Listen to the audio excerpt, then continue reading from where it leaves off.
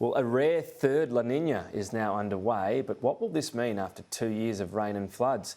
Meteorologist Alison Osborne joins me now. Thank you very much for breaking this down for us, Alison. So why has another La Nina been declared? What's tipped us over into saying this is definitely happening now? It's certainly a case of a building trend to a tip, Tom, rather than flicking a switch. We actually, as meteorologists and indeed with the event declared by the Bureau of Meteorology this week, we're monitoring the situation of two very crucial factors in the last 3 or 4 months.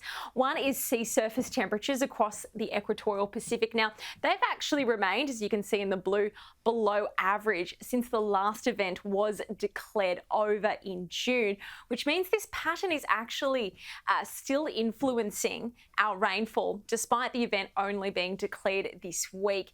The other thing that we monitor is known as the Southern Oscillation Index, which sounds like a big thing. It's just the pressure difference between Tahiti and Darwin, and that gives a good indication of the atmosphere being primed to bring rain to eastern and northern Australia.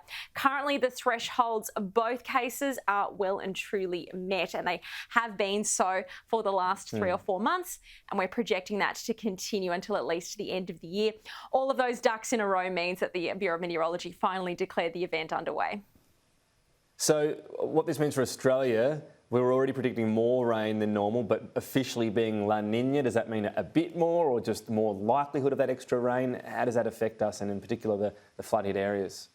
Well, we've certainly been hinting at a wetter than average spring and into early summer, regardless of the event being declared, Tom. And it really doesn't guarantee rain. It just means that the atmosphere is primed for those rain-making events to bring more wet weather than average. If we look at the last 3 events, this is our rain deciles for 2020. We saw rain well above average over eastern New South Wales, shaded in the blue, but it was actually below average over southeastern Queensland. Those areas really remaining in drought right the way through until some heavier rain in 2021.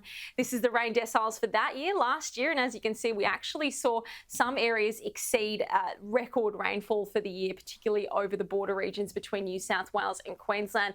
We've already broken records for the year to date in eastern Australia as the last La Nina died off and the second one developed, Tom. So let's take a look at the actual outlooks at the moment. Now, the chance of above median rain gives us a good indication of who is expecting above average falls.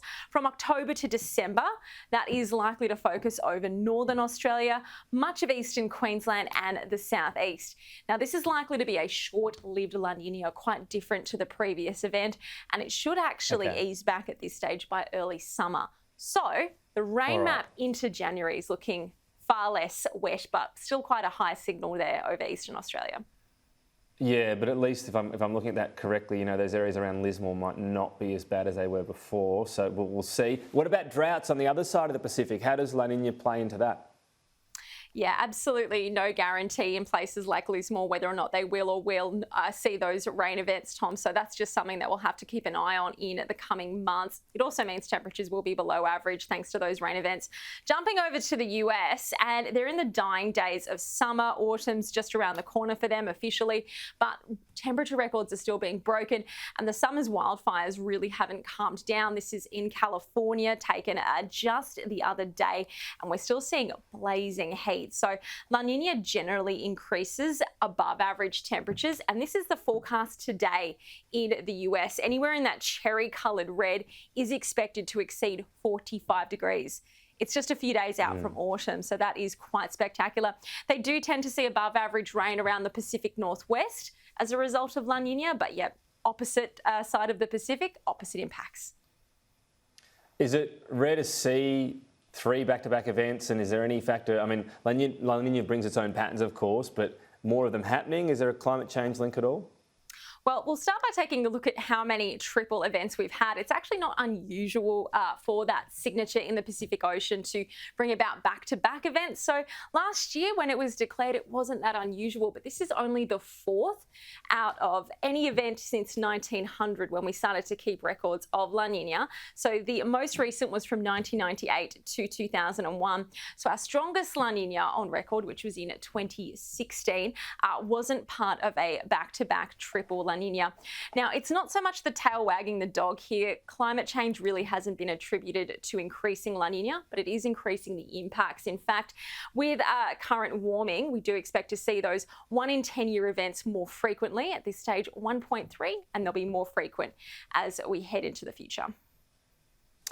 All right, great to get a breakdown of what this weather system might mean. Of course, it is an area where we just have to predict and see how much of it comes true.